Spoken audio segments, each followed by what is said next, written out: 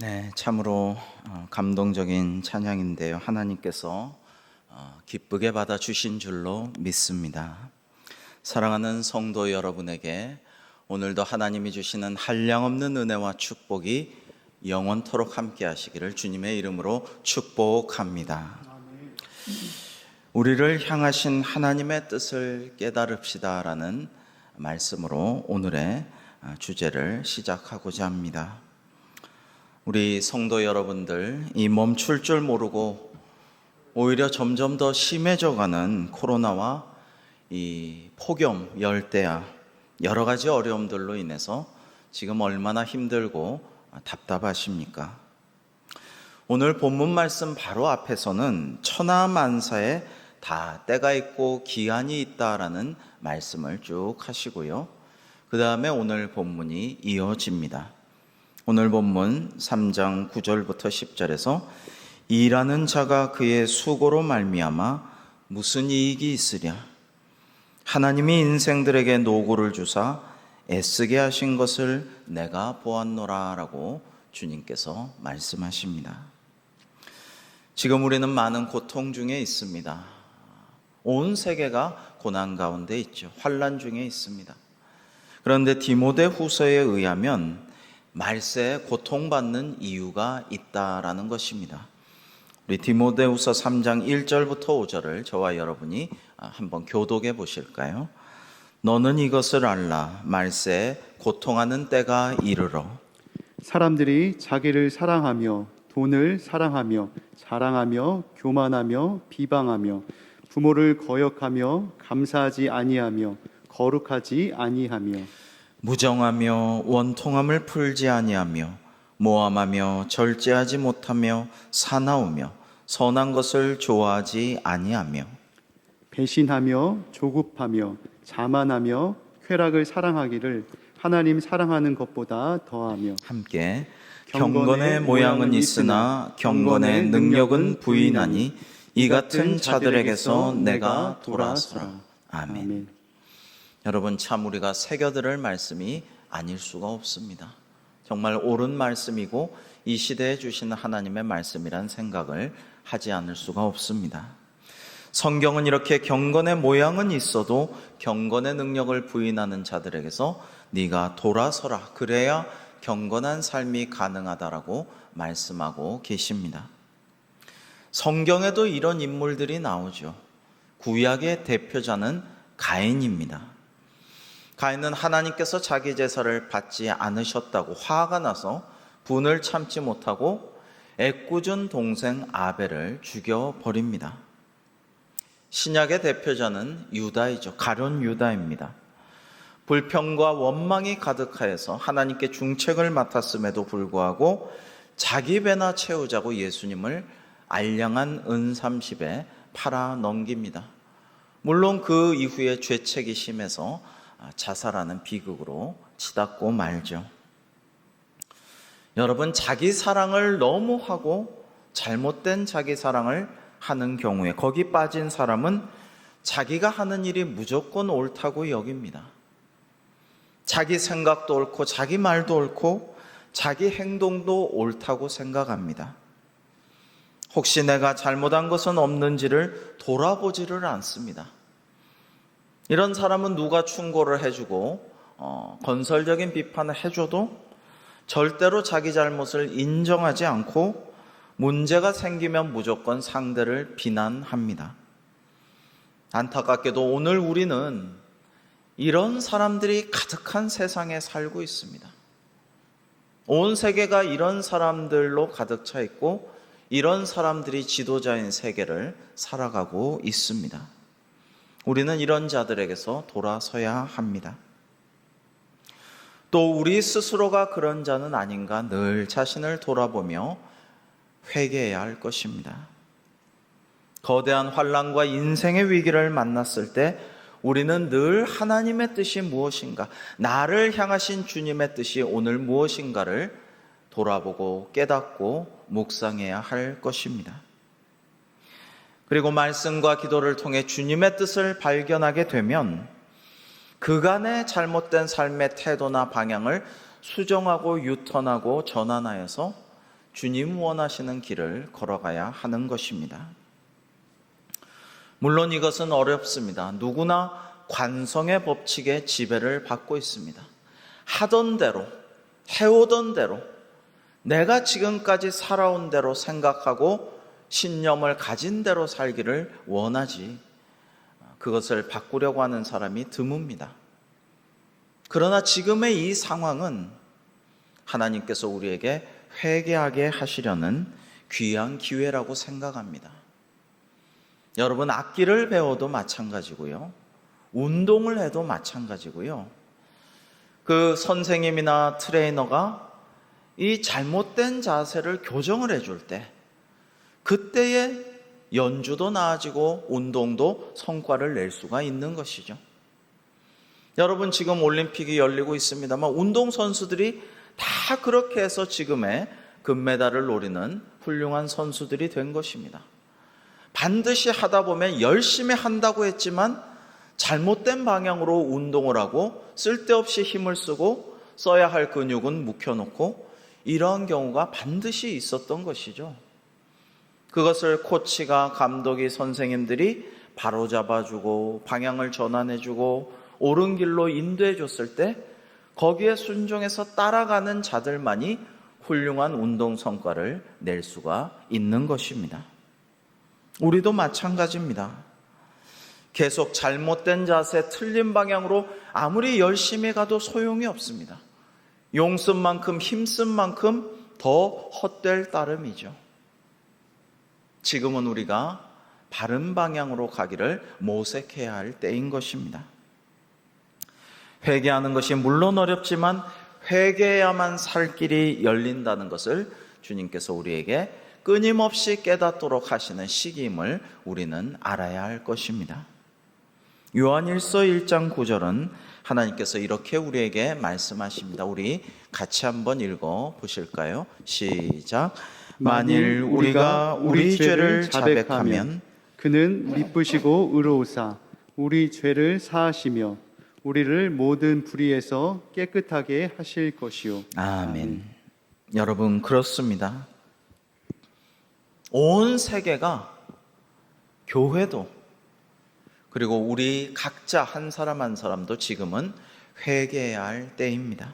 그러면 하나님께서 우리를 모든 불의에서 깨끗게 하시고 예비하신 은혜와 복을 더 크게, 더 풍성하게 내려주실 줄로 믿습니다. 교회도 주님 가신 십자가의 길을 따라가기보다는 섬김과 희생과 나눔과 베품과 용서와 화평의 길을 걸어가기보다는 그동안 너무 번영과 인기의 길을 추구해 왔음을 고백합니다. 교회도 회개해야 하죠. 그리고 온 세상이 주님 앞에 다, 세상 만민이 다 회개할 수 있도록 간절히 세상을 위해 기도해야 할 것입니다. 그것이 오늘 우리에게 주신 사명이요 주님의 뜻입니다. 우리를 향하신 주님의 뜻이 있기에 오늘 9절과 10절 말씀처럼 오늘 우리의 노고와 애씀이 있는 것입니다.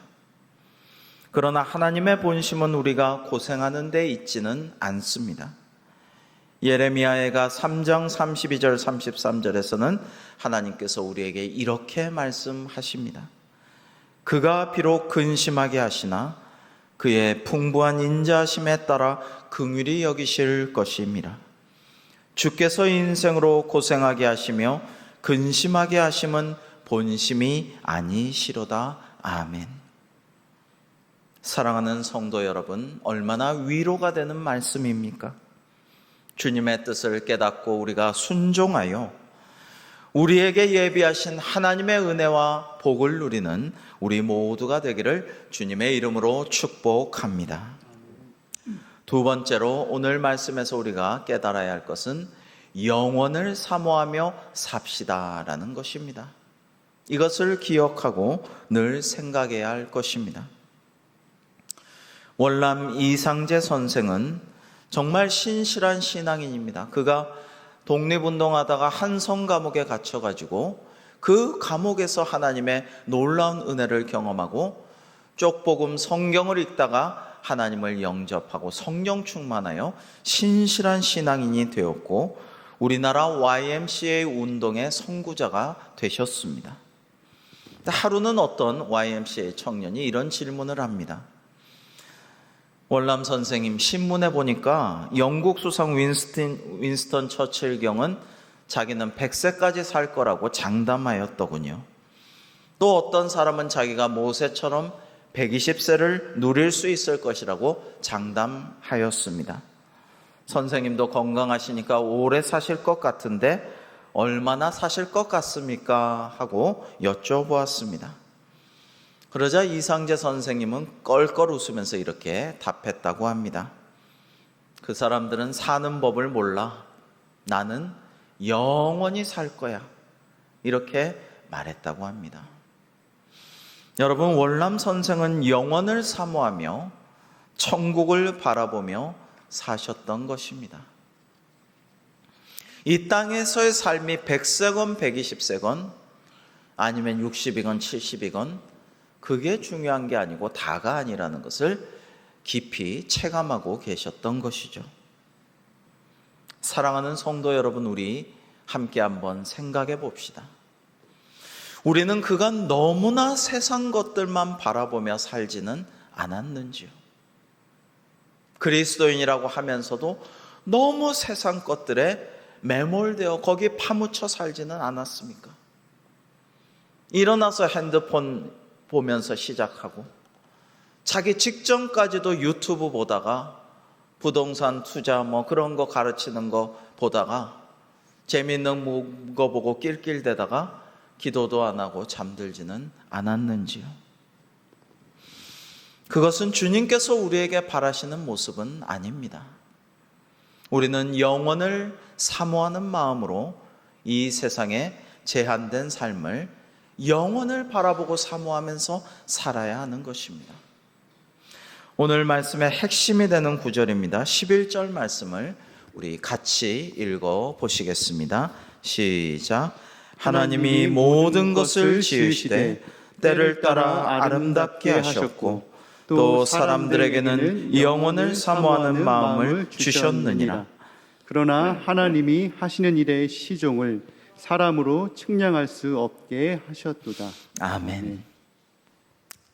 사랑하는 성도 여러분, 어디를 바라보고 또 무엇을 보시면서 사십니까? 우리는 하나님께서 하시는 일의 의미를 시종 알 수가 없습니다. 처음부터 끝까지 주님의 그 뜻을, 계획을, 섭리를 왜 이렇게 하시는지를 모를 때가 많습니다.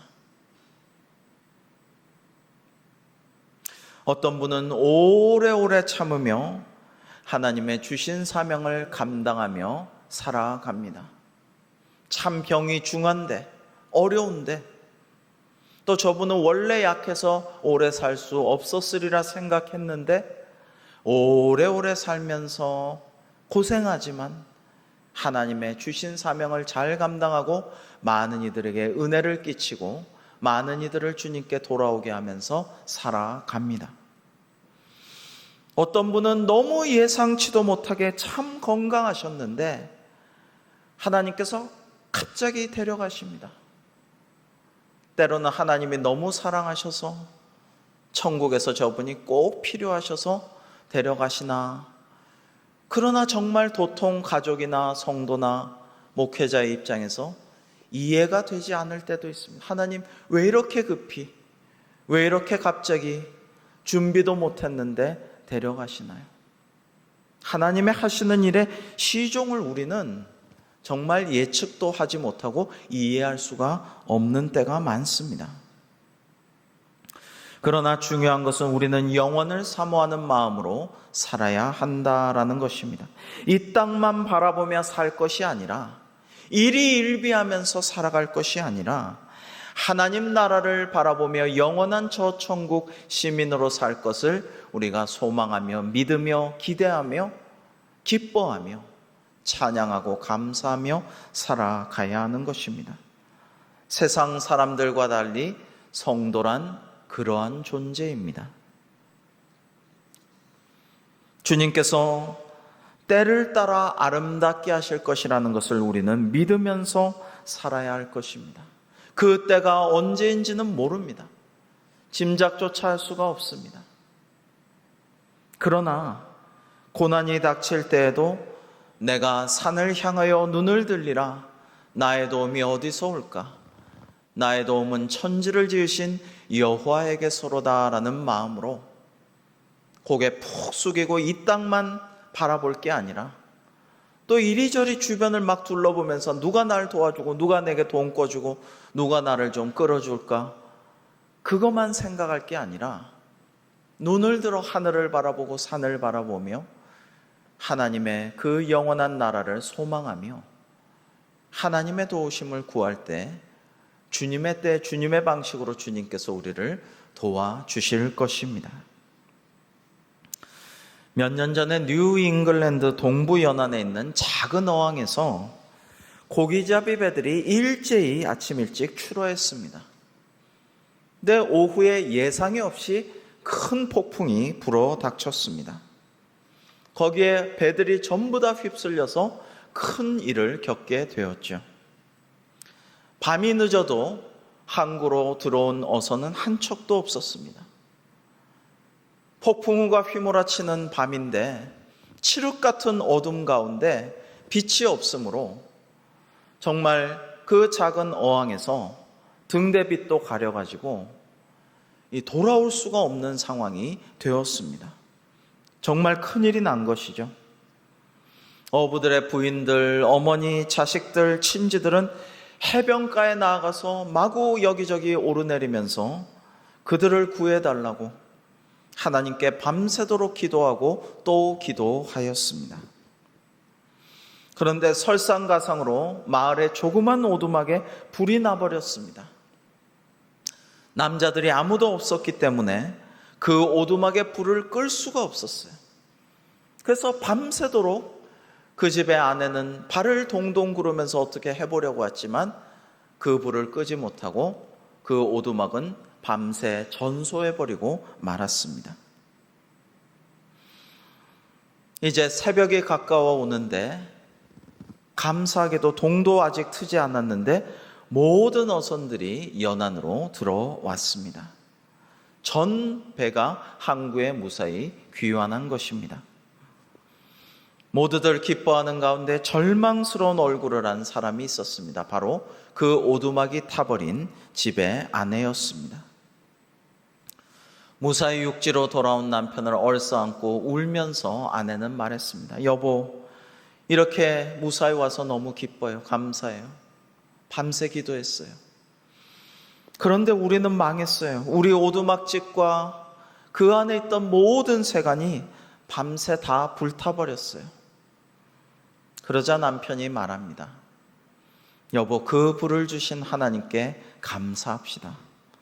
칠흑같이 어두운 폭풍우가 불어오는 바다 가운데서 어디로 갈지를 몰랐는데 우리 오두막에서 나오는 그 불빛을 보고 모든 배가 항구로 무사히 돌아올 수가 있었소라고 말했다고 합니다. 여러분, 하나님께서 하시는 일의 시종을 알 수 없지만 우리가 믿음의 눈으로 주님의 하시는 모습을 바라보며 우리를 때를 따라 아름답게 해주실 줄로 믿으면서 영원을 사모하며 살아가야 하는 것입니다.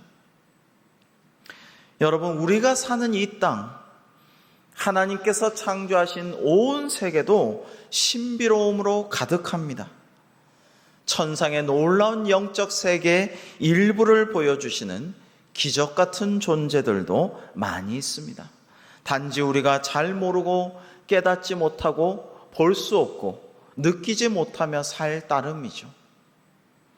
한 가지 예를 들어보겠습니다. 완보동물이라는 생명체가 있습니다. 이 완보동물이라는 생명체는 영하 무려 273도. 여러분, 우리가 극지방에 영하 수십 도만 돼도 참 큰일이 났다, 살 수가 없다 이러는데요. 영하 273도에서도 살 수가 있고요. 반면에 영상 151도에서도 살 수가 있습니다. 우리가 40도 더위가 되면 뭐 쪄 죽는다 이러는데 영상 151도에서도 살 수가 있어요. 그 폭이 너무나도 크죠. 그리고 생물에게 치명적인 농도의 방사성 물질 1000배에 달하는 양에 노출돼도 죽지를 않습니다. 주로 습기 많은 환경에 서식하길 좋아하지만 수백 도에 달하는 고온의 온천수 안에서도 극지방의 얼음 속에서도 살아갑니다. 히말라야의 고봉에서도 수심 4000m 이상의 심해에서도 살고 있습니다. 30년 전 남극에서 최초의 영하 20도로 냉동됐던 물곰이 깨어나서 알을 낳은 사례도 발견됐습니다. 이 물곰이란 동물이 있는데요. 워터베어, 물곰이란 이름의 1.5mm밖에 안 되는 작은 동물인데요. 플랑크톤 등을 주로 먹고 사는데 물속에 헤엄치는 곰 같다고 이런 이름이 붙었습니다. 2007년 9월 유럽 우주기구는 우주 실험 위성에 건조한 물곰들을 실었습니다. 우주 공간에 직접 노출시켜보고 그 격렬하고도 강한 태양광에도 직접 쏘여보았는데 죽지를 않고 살아서 번식도 하고 놀라운 일들을 많이 보여줬습니다. 심지어 손상된 DNA를 스스로 고치는 그런 모습까지 보여주었습니다. 그런데 이런 완보동물이라는 종류의 작은 동물들이 지금까지 1200종이나 발견되었다라는 것입니다.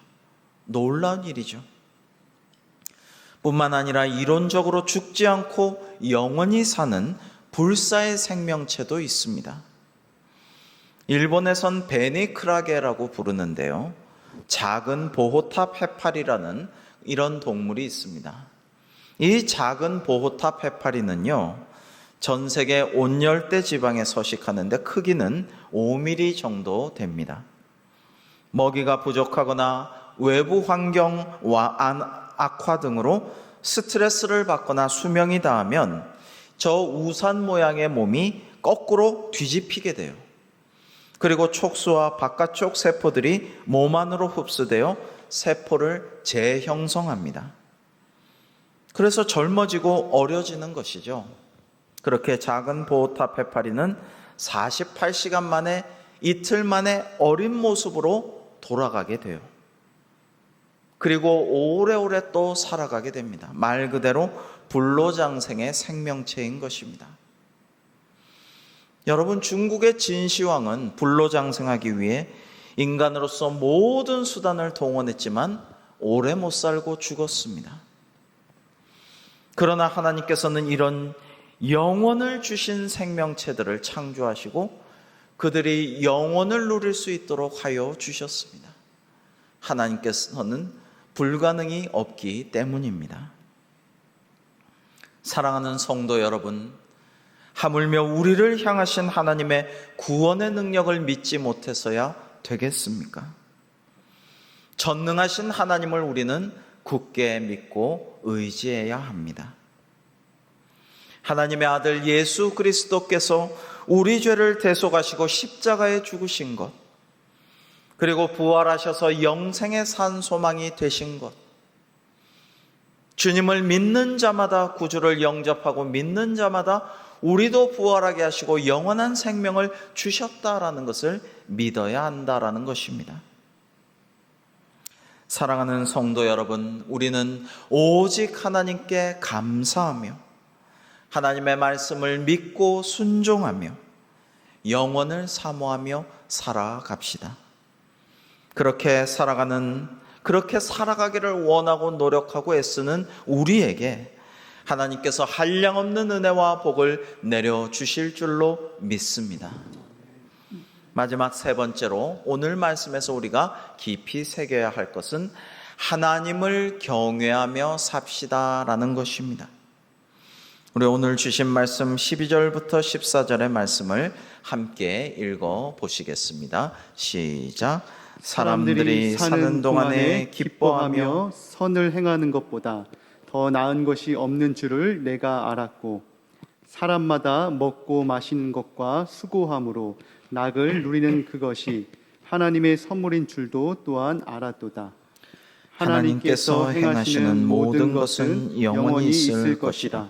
그 위에 더할 수도 없고 그것에서 덜 할 수도 없나니 하나님이 이같이 행하심은 사람들이 그의 앞에서 경외하게 하려 하심인 줄을 내가 알았도다. 아멘. 그렇습니다. 우리는 하나님께서 내게 주신 것에 감사하며 무엇보다 날 구원하신 하나님, 영원한 생명을 주신 하나님께 감사하며 말씀대로 선을 행하고 이웃을 사랑하며 살아가야겠습니다. 이 세계를 넘어선 하나님의 세계, 하나님의 나라, 저 천국을 사모하고 소망하고 믿으면서 영원을 사모하며 그리고 하나님을 경외하며 날 창조하시고 날 인도하시고 날 회복시키시고 치유하시고 나에게 복을 주시고 나를 구원하시는 저 하나님께 경외자로서 예배자로서 살아가야겠습니다. 벌은 물을 마셔서 꿀을 만들고 뱀은 물을 마시고 독을 만든다라는 말을 생각합니다. 여러분, 어떠한 인생관을 갖고 사느냐에 따라서 무엇을 내가 섭취하고 받아들이고 무엇을 내놓느냐, 이것이 다 달라집니다. 그런데 삶의 목적, 인생의 의미, 궁극적으로 우리는 어디로 갈 것인가는 아무리 방황하고 찾아다녀도 이 세상에서는 답을 얻을 수가 없습니다. 어떠한 스승도 철학자도 과학자도 알려주지 못합니다. 그것은 다 성경에 나와 있습니다. 오늘 말씀에서 하나님께서는 사람들이 하나님을 경외하게 하려 하신다라고 하셨습니다. 성도는 하나님께 속한 자로서 하나님을 예배하기 위해, 하나님을 경배하기 위하여 창조된 존재입니다. 성도는 자기를 위해, 나의 유익을 위해, 나의 쾌락과 나의 명예를 위해 사는 그런 자가 아니라 하나님을 위해 사는 존재라는 것입니다.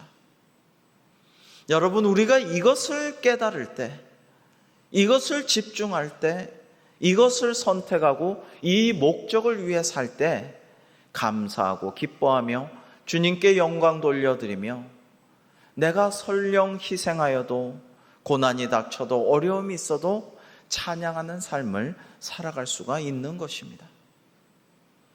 자꾸만 나 자신만 들여다보고 아이고 내 팔자는 왜 이러나, 왜 내 상황은 나아지지를 않나, 왜 나는 이 아픔이 계속되나, 왜 이 관계가 해결되지를 않나, 계속 그런 생각만 하고 자기 자신만 생각하며 살면 그리스도인으로서의 의미와 목적을 바로 깨닫고 찾아갈 수가 없기 때문에 감사하고 기뻐하고 찬양하며 주님께 영광 돌리는 삶에 지장을 초래하게 되는 것이죠. 로마서 14장 7절과 8절에서는 사도 바울이 이렇게 고백하셨습니다. 우리 중에 누구든지 자기를 위하여 사는 자가 없고 자기를 위하여 죽는 자도 없도다. 우리가 살아도 주를 위하여 살고 죽어도 주를 위하여 죽나니 그러므로 사나 죽으나 우리가 주의 것이로다. 아멘. 여러분, 하나님보다 자기 자신을 더 사랑하면 만족함이 없는 것입니다. 자기 자신을 향한 그 사랑은 왜곡되고 파괴적으로 되기 마련입니다. 비록 지금 어렵고 힘들고 답답하고 우울하지만 그럴수록 나 자신이나 주변 환경만 볼 것이 아니라 하나님을 사랑하고 영원을 사모하는 마음으로 그렇게 살아간다면 주님께서 우리를 위로하시고 소망을 주시고 감사한 마음과 기쁨을 주시고 우리 가운데 하나님께서 임마누엘 동행하심으로 예비하신 복을 부어주실 줄로 믿습니다. 아프리카 카르타고의 한니발 장군이 침공한 제2차 포에니 전쟁에서 천년 역사의 로마는 가장 큰 위기를 맞이하여서 거의 멸망당할 뻔했죠. 이때 결정적인 역전승을 거둔 스키피오라는 장군이 있습니다. 그는 스키피오 아프리카누스, 즉 아프리카를 평정한 자라는 그러한 칭호를 받기도 했는데요. 그를 줄여서 대스키피오라고 부릅니다. 로마는 또다시 강성해져가는 카르타고가 두려워서 제3차 포에니 전쟁을 일으켜서 카르타고를 완전히 파괴하여서 아예 지도에서 그 도시를 없애버립니다. 이 전쟁을 수행한 영웅은 대스키피오의 손자인 소스키피오라 불리는 자였는데요. 유명한 이야기가 있습니다. 로마의 유명한 웅변가요 저술가 키케로의 국가라는 책에 나와 있는 이야기인데요. 스키피오의 꿈이라는 이야기입니다. 여기서 스키피오는 소스키피오인데요. 이 손자 스키피오가 어느 날 꿈을 꿨는데 그의 할아버지인 영웅 대스키피오가 나타나서 이렇게 말합니다. 손자야, 진정한 인생의 성공은 너의 육신의 향락에 달려있는 것이 아니라 내 영혼의 미덕에 달려있는 것이란다. 특히 조국에 충성한 영웅에게 합당한 보상은 그를 기념하는 동상 같은 데 있는 것이 아니고 이 땅에서의 영에 있는 것도 아니다. 그것은 천상의 영원한 기쁨이니라라고 말해 주었다라고 합니다. 이 이야기는 이후 수많은 사람들에게 오랫동안 큰 감명을 주었다고 합니다. 여러분, 불의한 세상 사람들과 부조리한 세상 일들만 봐서는 분노와 억울함과 아픔과 무력감에 시달리게 됩니다. 또 내 끝없는 욕망을 채우기에 세상 것으로는 만족함이 없습니다. 그러나 영원한 것을 사모하며 하나님을 경외하며 사는 성도는 환경을 초월하여 나 자신의 형편 사정을 다 초월하여서 기뻐하고 감사하고 즐거워하며 주님을 찬양할 수가 있습니다. 날 구원하신 하나님께서 지금도 임마누엘 나와 함께 하심을 믿으며 장차 영원히 내가 주님과 함께 살 것임을 믿기 때문입니다. 주님은 환난 중에 있는 이들에게 이와 같이 위로와 소망을 주십니다.